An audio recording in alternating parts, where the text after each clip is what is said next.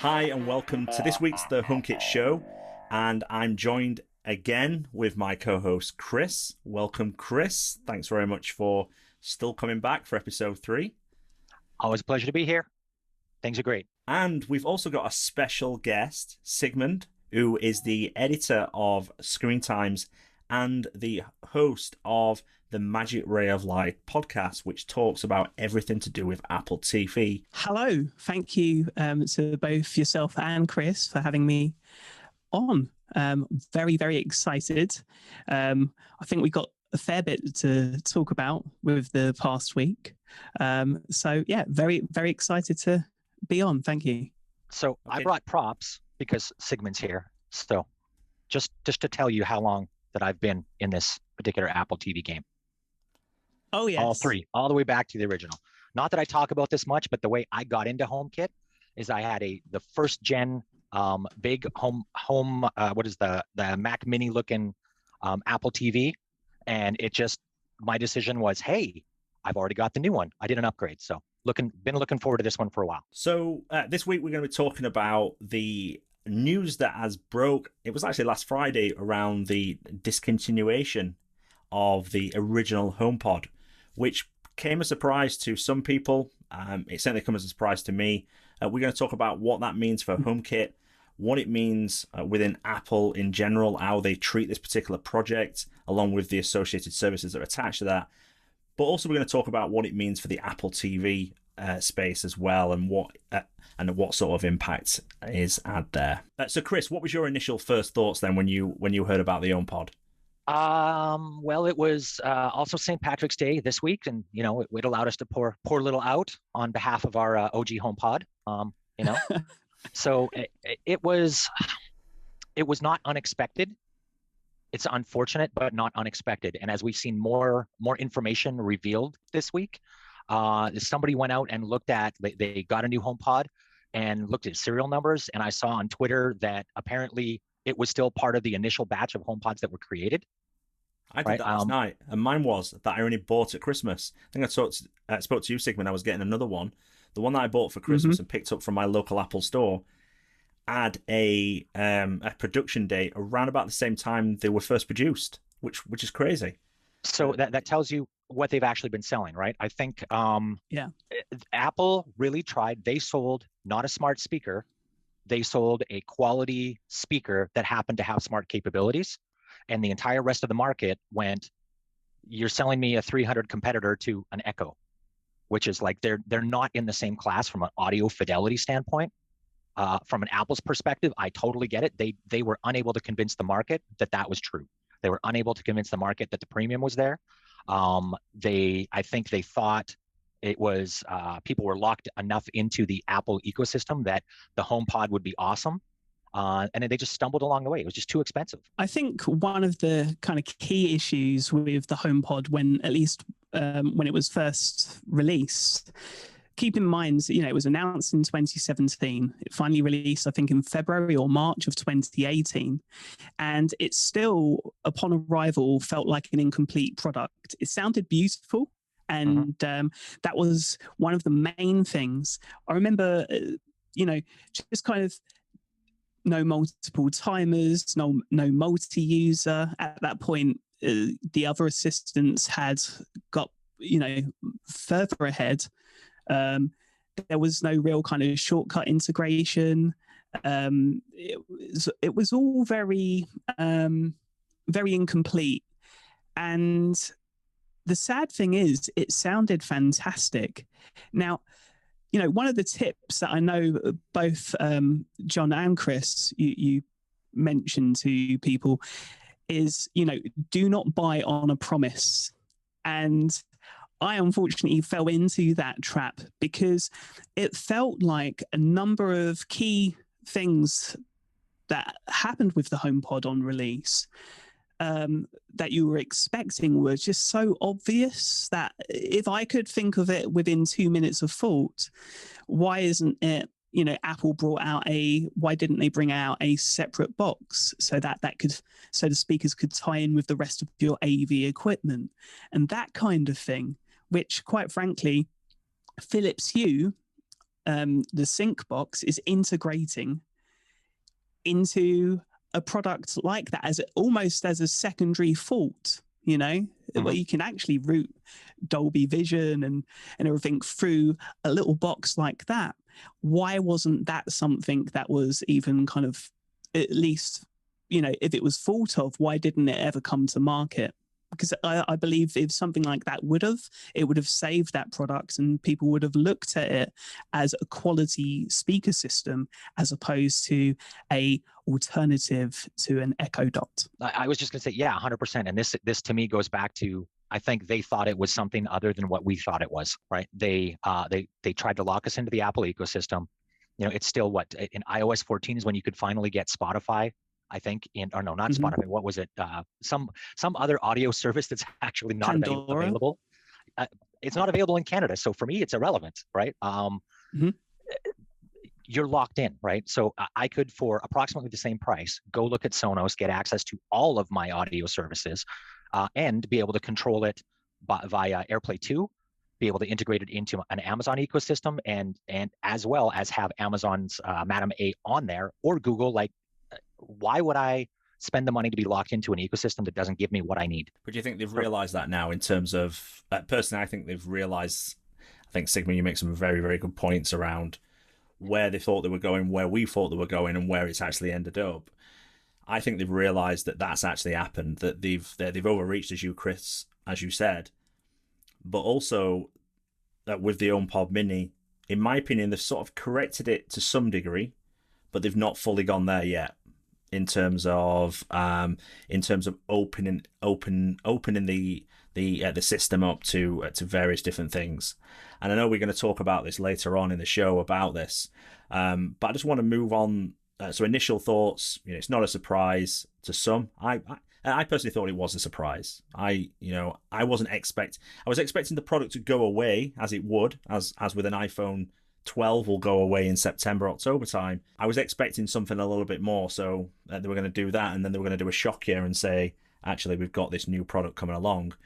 I saw a couple of articles in the beginning of the week that were sort of a mixture of how it impacts various different things within the Apple space, and one of them was how it impacts HomeKit.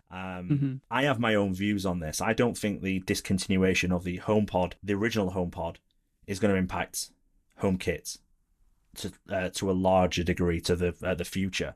And we only have to see that from the HomePod Mini when that finally came, especially with the show and tell, how they used the set at the event. They talked about some of those features, the integration of how it's going to impact the home. And I felt like the HomePod Mini, but at that time it wasn't necessarily the HomePod Mini, it was the HomeKit hub devices were going to be the center of people's home. I still personally think that Apple will rebrand HomeKit this year. I know I said that last year, but I think it's coming. I think they'll rebrand it something like Apple Home or Home. And we're already seeing that with some of the marketing materials landing last year. So I don't think the HomePod, the original HomePod discontinuation, is a massive impact for HomeKit. The reason being because the HomePod Mini with Thread, U1, and all of those capabilities built in there, I personally think that's the future of HomeKit. That's where HomeKit's going. So this is the thing. I'm one of those early adopters with HomeKit. The first things I bought were the Eve door sensors, the window and door sensors. Got them for everywhere. I had probably tried to get ahead of it. Do you remember the old Withings cameras before HomeKit was a proper, supported video cameras? I had one of those because it had that Apple TV app, you see, right? But yeah, I wish I would have dodged that bullet. But I think it's also, a learning, a lesson to be learned. But I'm massive into HomeKit. I have been from the beginning, and that's why I enjoy watching your channels. And that's how we've got in contact throughout the last couple of years. What I think concerns me the most is that I guess the thing that shocked me most with this discontinuation is that we are literally talking 3 years. 3 years from it actually going to retail. It never hit all of the countries. And I think the worry is that if Apple, and this isn't something I would normally say, obviously the whole line hasn't gone, right? You know, there are HomePod minis still. But there is that kind of worry in the sense of, would I, if Apple tomorrow announced even a $250 HomePod, would I go rush out and buy it now? You know, I bought a number at the original retail price. And just because how long have I got on one of these products before Apple kind of give up on it? And it really does feel like they just kind of conceded this market because there isn't a story. You know, as you were saying, there isn't like another chapter put in place saying, but stay tuned, you know, which is basically what we got with the Macs when they had the roundtable discussion. And I think Zach Hall mentions about a roundtable discussion would be a good idea. So to respond to one thing you said earlier, John, I did not predict this. I'm just not surprised by it, right? I never would have expected it. You know, hindsight is 2020. I think, so as someone who lives in multiple ecosystems, there are certain things which the HomePod just never gave me. At the price point, within Amazon and Google, I have context-based control in every room deployed with Echoes. I'm not spending $350 in Canadian dollars to put a HomePod in every single room to get context-based control so I don't have to remember the names of my lights. I'm not doing that with a full HomePod. I think, honestly, Apple was probably shocked, absolutely shocked at how quickly the HomePod minis went off the shelf, because all of us who believe in HomeKit believe in the security implications of having local home control. All of the great things that HomeKit gives us. We're dying for a product like this. We're dying for something to be able to replace all of our Amazon Echoes. I am fine paying the Apple premium tax to some degree, but I'm not going to spend a 5x multiplier to put HomePods in all my different rooms, right? That I'm now on the slowly replacing all of my Amazon Echoes and removing them to move to HomePod minis, right? I think Thread is the other thing that is very misunderstood in the industry right now. This is, you know, one of the things that's driving me crazy as my networking, grumpy networking person comes out on this. But I think that also showed them that there is a whole new path to revenue and control within Thread, right? And the marketing, I think they had, I opened support cases on it. We've talked about this. They didn't know what Thread is. It took me 3 support calls for them to figure out what Thread was. They were totally unprepared for the marketing gift that they were given. They didn't even mention it in the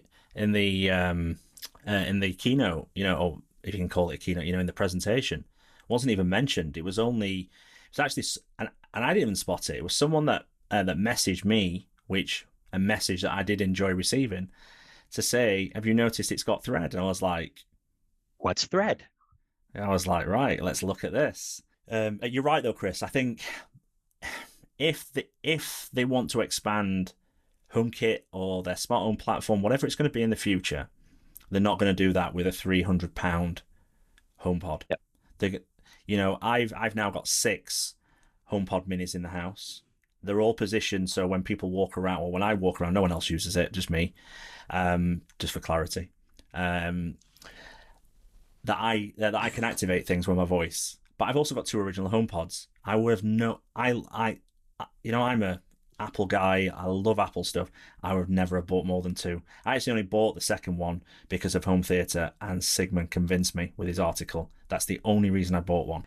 Just to go into home theater for a moment, and this is where I guess I'm a little bit confused by the announcement, because we are literally talking 4 to 5 months from, you know, home theater mode being a thing to suddenly, you know, when you look at those product comparisons on Apple's own site, and it, you know, really shows home theater mode is exclusive to the big HomePods.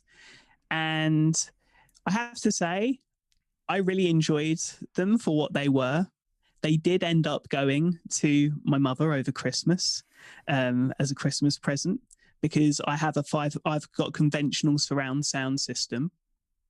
And it just felt like it was just, again, one step away, if that makes sense. Yeah. So I guess, where do you see this kind of affecting or making people question their loyalty towards HomeKit? Do you think the security aspect is enough to kind of keep people in that ecosystem, purely, I guess, like on a mainstream level, maybe not necessarily people that are technically inclined, but, you know, the everyday person who's literally just kind of going, oh, this is really cool? For the enthusiast like us, and like people that probably watch the channels and consume that type of content and are already in, I think there'll be slight worry there that this particular project's going in the wrong direction. My personal view, it's not. I think if they continue on the path that they started in October with the HomePod mini announcement and what that means for HomeKit and everything else, I think we'll only see at WWDC on how serious they are, at what they address, how they reassure or they try and reassure, and that will give us an indication of how committed they are. I think the barrier to entry is still there with HomeKit because it still has a bit of mystique around it. Whereas with an Echo, you put the Echo in the house and you start talking to Madam A, have conversations with her and do whatever she wants to do. Whereas people have been put off by Siri already because of the Siri performance in terms of, and that needs a massive improvement. I think I said in a video I did back in January, if one thing that Apple could do this year, and that's improve Siri, spend all the investment time they need to make to improve Siri, it will help HomeKit a lot because it will allow people to adopt and use Siri a lot more. And then when they realize the potential and the powerfulness of Siri, if it got there, and I'm not saying it's not powerful now, but you know, if they improved it. This is a really, really tough one. I think, and I feel strongly about this, Siri is not HomeKit. A digital assistant is not the smart home platform, right? Google Assistant, really, really good digital assistant. Google Home, you can't trigger based on a motion sensor. It's embarrassingly simple, right? These are not the same things. Now, again, I'm deep into this, so I know I have an opinion, but I would agree with you. The market does not see it the way that I see it. As much as I, yell into the wind, it's not going to change the fact that people have really accepted that one is the other. I think, we were talking with Shane earlier this week on his Instagram. I'll go out as a bold prediction and say I think Apple's moving post voice control. What they've done with their recommended automations within, not even the Discover tab, but within every single accessory. If you go in, you can see things that we think you should have, right? I think them making it easier to set up a more intelligent, intuitive smart home that doesn't require, like, how many people actually think about the naming convention that they're going to assign their bulbs, don't really understand how groups work, and then figure out that, honestly, again, I'm going to go back to Shane because he did a video on this. His wife, like 5 times of just trying to get the light bulb to turn off, and she couldn't get the name right. Yeah. But I don't deal with any of that. I have triggers based on contact sensors. I have, all the power within HomeKit. I think Apple needs to double down on that piece. Yeah. In line with bold predictions, let me throw this one at you. Perhaps Tim Apple, with his infinite buckets of money, what would happen if they bought Sonos? What happens if there's an acquisition they're playing? Because I think all the issues they have right now around not being able to play other audio sources, right? Getting at the heart of the digital, kind of the digital new AV system and the TV system. Bring that in there. You could strike a double blow against Amazon and Google by disabling their assistants. Like, there's all these interesting things that you could play. And quite honestly, in my house, that's what I did anyways. I have Sonos speakers because I'm not going to use Echo Dots for audio. I can pick up a Symphonisk from IKEA for $100. Like, just to me, like that, I see that being a real interesting potential acquisition on their part. Yeah, just going back to what you said about people don't understand the difference between a voice assistant and a smart home platform. And I think that's one of the key issues that a lot of that all of the smart home platforms got to overcome. That they are two different things, and they are to be used in two different ways. I'm with you, and I was saying this as well in a couple of videos. HomeKit is not about the voice assistant. That is evident by them building the U1 chip into the HomePod. And I'm hoping this is the case. I'm hoping I'm able to walk into my house and it's intelligent enough to understand that it's me that's walked into the house, and that it's used machine learning or whatever other technologies to then adapt that home to me. So turn on the lights, turn on what music I want. When it notices I'm going upstairs, it does the same without using motion sensors. Because we've got to remember, motion sensors and contact sensors are 1990s technology. Motion sensors were used in burglar alarms in 1990s, and that's not smart home. That's just adapting old technology into a new technology platform. Whereas using presence detection, and I know there was a company that tried to do something last year with presence detection, but using the U1 chip, as you're walking around your phone, walking around your home, you've got the Apple Watch on, that's on you all the time. And you go into different rooms, it turns the lights off. If you go out and it knows that no one else is in there, it does the exact same. I think that's where, if Apple can go down that path, that's where HomeKit will. But they've still got to get over the barrier of entry to the normal user, not the enthusiast. The enthusiast is going to love all of that. We're literally going to be, if they announce that at WDC, which I don't think they will because it's too far down the line to start doing stuff like that, we'll be literally jumping off our sofas, rolling around. I can imagine I'm going to do cartwheels. I might even film. If they do, I will film myself doing a cartwheel. But they've still got to get over the barrier of entry for the average user that wants to go and buy a couple of light bulbs, put them up, and be able to control them smartly. I am so amazingly 100% with you on what the U1 is going to enable. I completely disagree with your comment about motion sensors. That's perfect. Context is important in all its forms. I have used, there's a couple things, like Xiaomi was a company that was doing some beta, Arumi. There are some challenges that Apple will have to overcome, as far as if you and I are living in the same flat, in the same room, like same house, and I walk into a room after you, who's the room owner? Who gets priority? Like those kinds of things.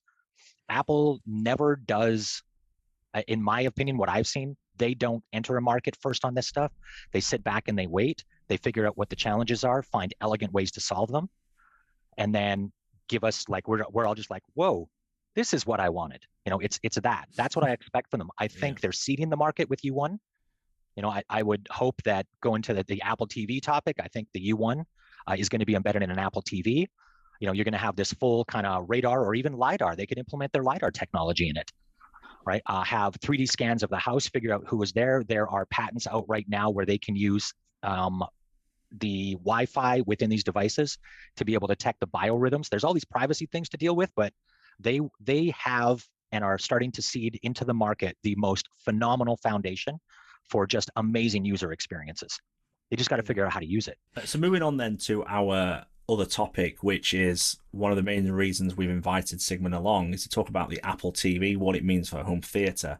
So starting with you, Sigmund, what impact the HomePod, original HomePod, being discontinued, what do you think the future holds for the Apple TV in that particular space? It's interesting because the last, I'd say, month or two, I've been seeing a lot of kind of articles and, a lot of punditry kind of even questioning why the Apple TV still exists in the current market. And I think it's I don't know if I'd go as far as to say disingenuous, but I think there's a place for the Apple TV because I think it offers a lot, especially when it comes to accessibility and that kind of thing. There is that kind of added anxiety at the moment, right? Because we weren't expecting the HomePod just to be discontinued without at least a replacement.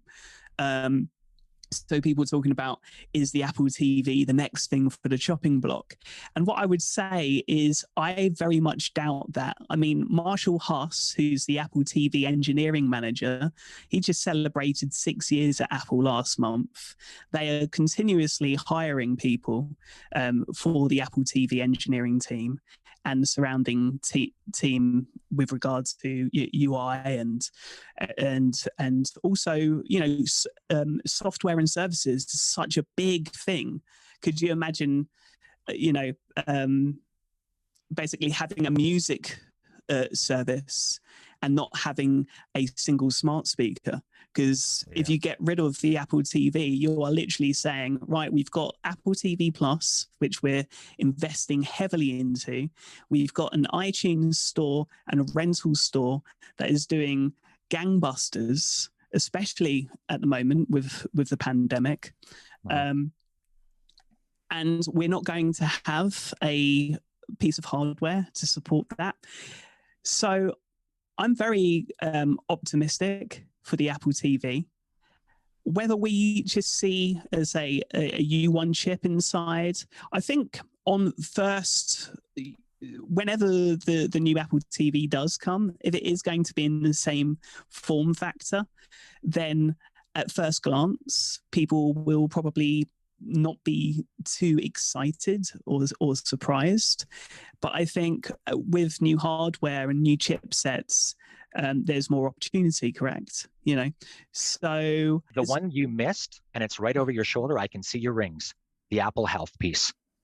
That's the other one that you missed that I think is another reason that it's sticking around. The fitness is all centered around the TV. Okay, the Apple Watch is a key component, but I think if they want to try and capture any of that, and it's as you said earlier on, the services they now offer that they earn revenue off, and that's going to lock people in, is through that device. And I think people seem to be getting their knickers in a twist over one product being discontinued. They think it's the death of others, but they've also just recently discontinued the iMac Pro. The iMac is not going anywhere. The Mac's not going anywhere. I think what they're doing, they're just rationalizing things that are probably not doing as well and focusing on the key things that are doing well. And I think they're going back to how Apple operate. The HomePod Mini sold. It's sold so many. Well, we don't know how many it's sold, but it's obviously done really well. It was out of stock for so long, and they didn't anticipate. The Apple TV has a place. So if we think of this in terms of what Apple does, is they offer platforms and then they partner, right? How else are you going to get into the Fitness Plus? You just imagine how many billions, did that market, the home fitness market, double or triple in the last 12 months? What happened there? Are you seriously telling me that we all don't know, absolutely know to the cores of our beings, that there is a Belkin analog company out there right now producing rowing machines that have U1 chips for direct integration, and plus for health strips, we had the gym kit for a while. That stuff was cute. It was a toy. The fitness experiences that Apple is going to be giving us are going to be phenomenal. You look at the success of companies like Tonal and Echelon and the Mirror and that whole fitness space. Apple's poised to own that space in what they've done. The amount of money that they're dumping into trainers, the content coming out on that, it's phenomenal. And the Apple TV is what brings all of that available and acts as kind of the hub. I have an Apple TV specifically and a TV on the wall just for a home theater gym area that, it's my partner's in there every day. That's where she does her workout now. There's no gym membership anymore.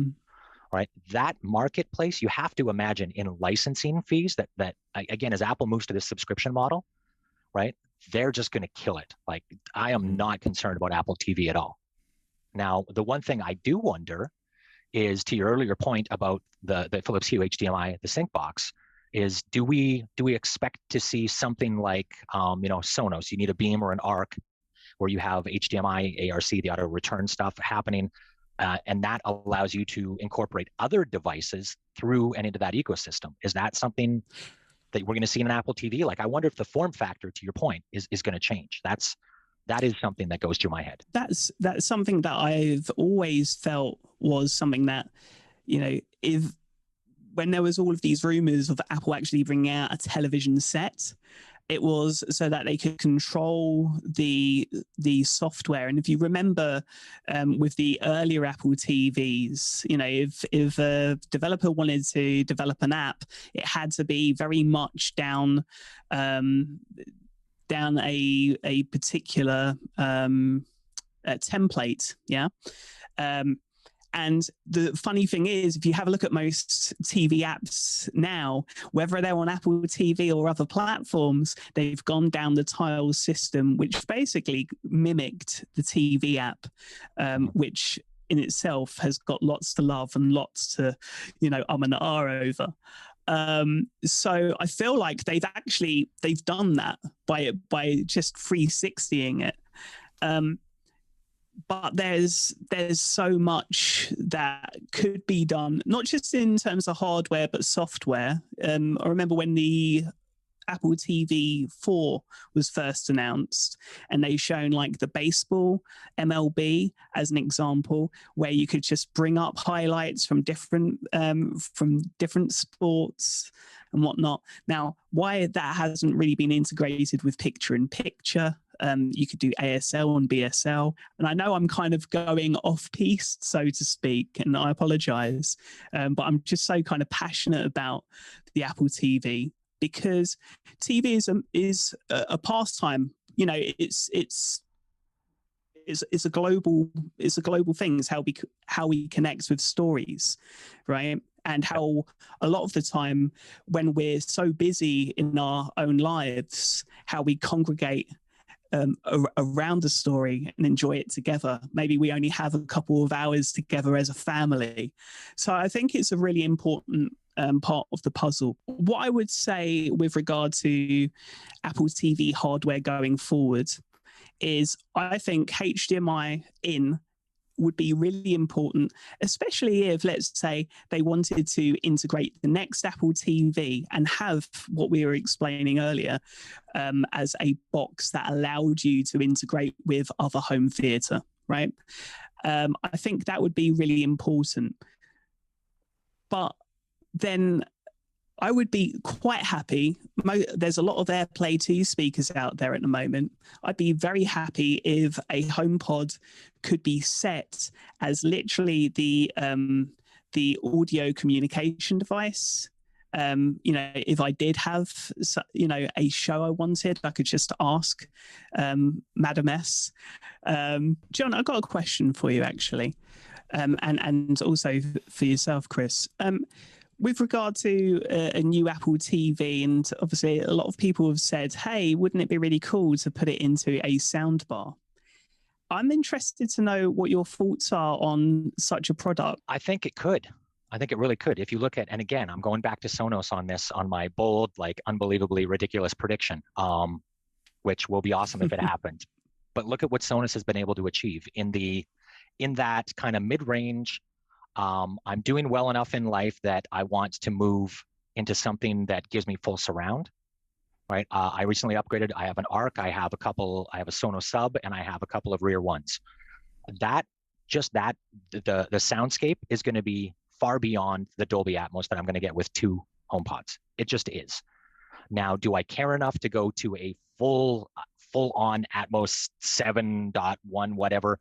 I don't care that much about the audio quality. I am not an audiophile in that sense.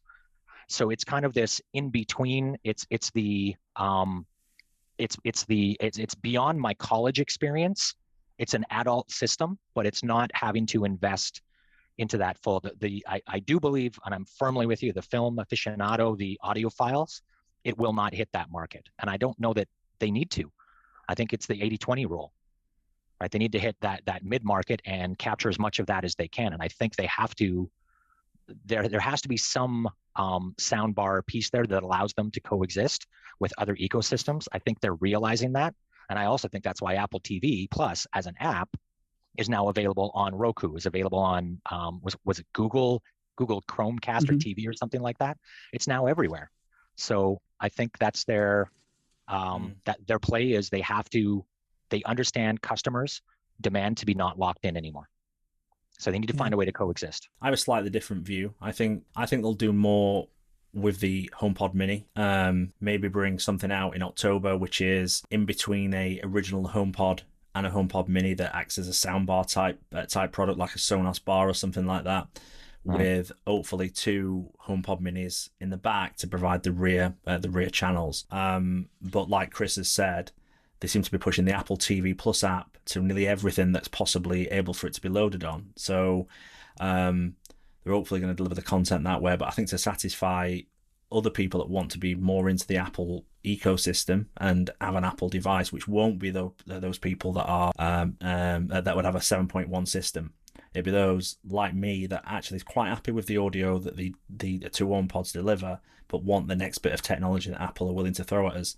I think they'll bring something out like a soundbar, maybe integrated. I can't see it being integrated in the Apple TV personally. I just think that's something that they won't do. All I would really say with regard to, I think, there is, I think the future is still bright. I think obviously with everyone still kind of locked down and, everyone's had a bit of anxiety. And I think that's kind of probably shown two or threefold because of the recent news with the HomePod. I think the future is bright. I'll be quite honest, I have been upset over the last week because I don't see where the vision is. And I do think that Apple need to call people like yourself round and have a round table discussion so that, when they're ready, you're able to kind of relay that message and really kind of let people know who have invested, hundreds of pounds into their homes and into these systems, what the future holds. Because I do think that the kind of the step ups that we've seen over the last few years, they're too minimal at this moment in time. Yes, I believe there's a long road, and I know I'm kind of repeating something we said at the beginning before recording, but there's that long road, but there needs to be a point where you see at least a street sign and go, oh, that's where I am,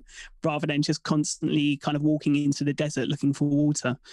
Yeah. So that's kind of where I am with regards to HomeKit, but I'm very excited still. I'm very excited. So Sigmund, thanks very much for joining us. It's been greatly appreciated getting your insight, especially into the Apple TV and that space that you are certainly an expert more than Chris and I in, and hopefully our listeners have got something out of that. And also Chris, thanks very much for coming back for episode 3. Same time in 2 weeks time, but yeah, thanks very much everybody.